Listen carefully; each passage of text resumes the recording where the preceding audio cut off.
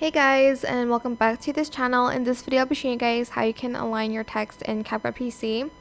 I'll just select this video and I'm just going to add a default text here. And I'm just going to slide it to the right. Just going to type in Valorant, or you can type in anything you want, of course. This is just for the example.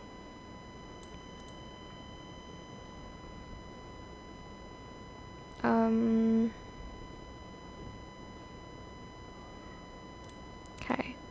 So I want to place this in the middle. This is already in the middle, so you can see there's this blue line here.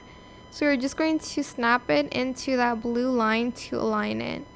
And if you really want to place it in the middle of the canvas, there's going to be another blue line once you snap it here.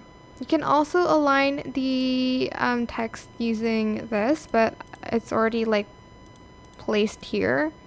But you can like use these to align it even more. If you want to align it sideways, and if you scroll down to transform, there's also these to align your text as well.